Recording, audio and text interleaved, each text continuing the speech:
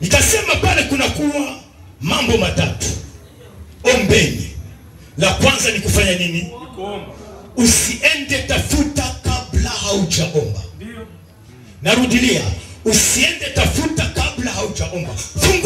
Funguo ya yale yote kutafuta ni kuomba. Amen. Amen. Mwenye anasikia aseme amina. Amen.